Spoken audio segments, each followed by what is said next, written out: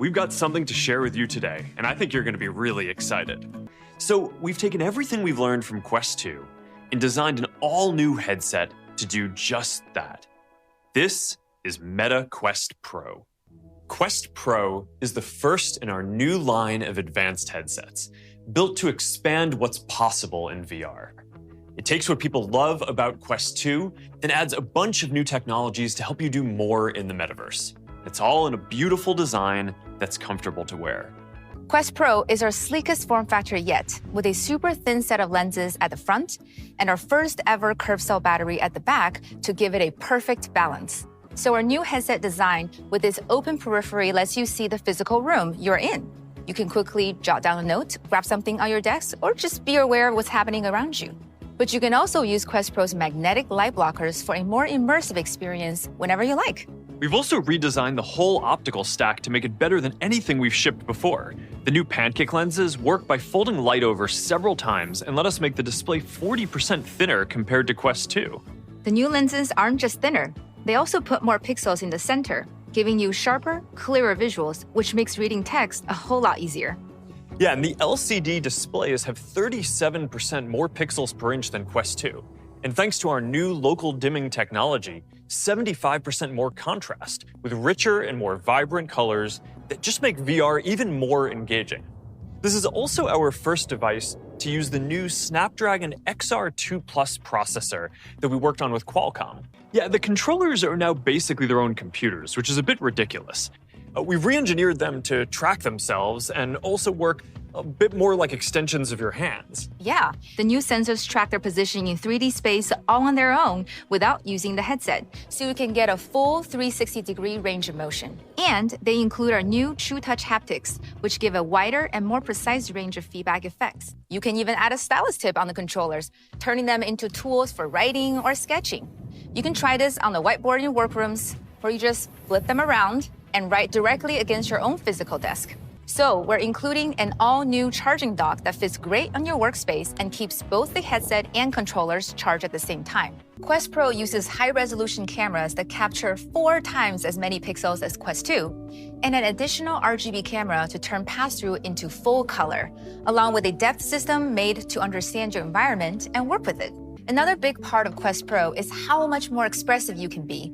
You can see here how people's avatars reflect their expressions and reactions. This makes your shared social experiences so much stronger. It's powered by our Movement SDK, our newest addition to Presence platform. Wait, what are you doing? I'm eating toast. I'm really hungry. This is a high-end device designed for work and for people who want the best experience that we can build today. We're really excited to get this into your hands, and it's available for pre-order starting today for $14.99, and it ships on October 25th. We are bringing Microsoft Teams immersive meeting experience to Meta Quest in order to give people new ways to connect with each other. You can connect, share, collaborate as though you were together in person.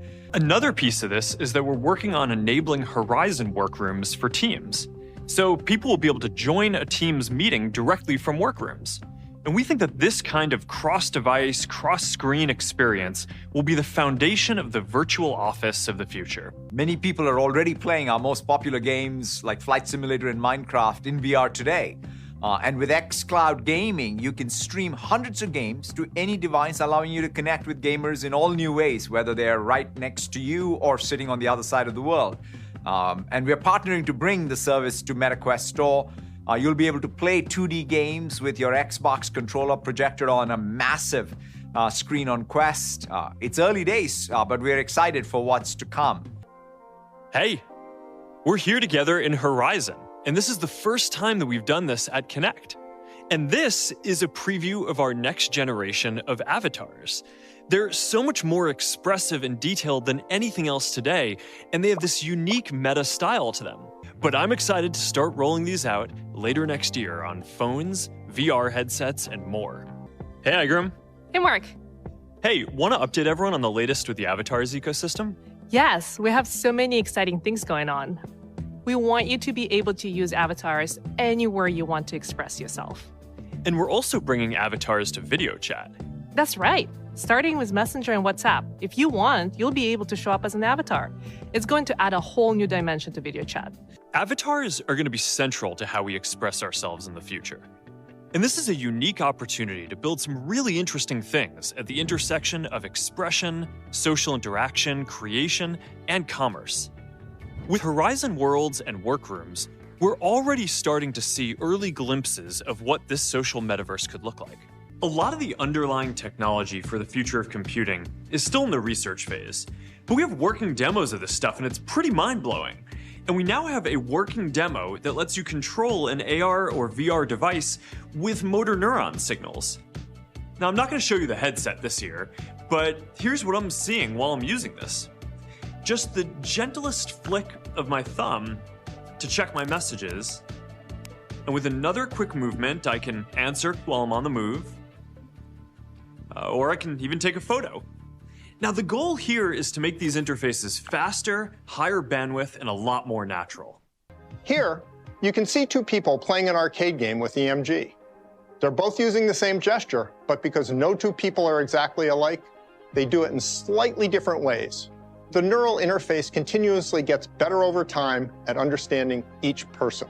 Here, the algorithm is learning in real time how to respond to the EMG signals the person is sending with only the slightest of hand movements. And now, the person is able to communicate their intended actions to the computer with almost no hand movement. This is a genuine transformation in the way we interact with the digital world. So we're going to be able to teleport anywhere and be with anyone no matter how far apart we physically are. And you're right, one of the keys that will unlock this is avatars that truly represent us. So, last year, we showed you early progress on full-body codec avatars. And what sets codec avatars apart from other high-quality avatars that you might have seen is that they're fully drivable. So that means that they're not limited to preset movements or expressions. This is an avatar that you can control live in real time with no need to render or export video. Of course, securing your avatar will be critical. We're already thinking about things like encryption and tying your avatar to an authenticated account. But beyond privacy, we've continued to develop this technology. For example, it's now possible to change your virtual outfit whenever you want. Cool as that is, it's the face, expressions, eye contact, slight motions that is most quintessentially human. So I made one of myself. Now we've made them a lot more expressive. And not just simple things like looking left, right, up, down, but also the nonverbal cues that we rely on to communicate with each other and understand tone. Things like raising an eyebrow, squinting, widening my eyes, or scrunching my nose. These avatars are way better at capturing those subtleties that define physical interactions. They're just much more natural. And being able to control the lighting on the avatars adds another dimension of life to them. When we move the light around, you can see how it interacts with my hair, or reflects on my skin, and you can even see it in my eyes. Now, these are awesome, but they also take a really long time to generate. So we're working on something that's a lot quicker for people to use. And we've made a lot of progress with what we call instant avatars. All you need for the scan is your phone, and you can pretty much do this anywhere with reasonable lighting. She scans her face from different angles with a neutral expression for about 30 seconds, then spends another minute and a half making a variety of expressions. And that's really all there is to it. Hi guys, my 3D avatar is ready for use in my phone or VR. It just took a few hours to generate after my scan, and the team's working on making that processing a whole lot faster. Now, obviously, this isn't the same quality as you just saw with the 2.0 codec avatars. However, they're still pretty expressive and realistic. There's still plenty left to do, and everything we've just talked about is still research. It may or may not end up in our products, but it's definitely a glimpse of where technology is headed. Philosophically, we've always been about building in the open.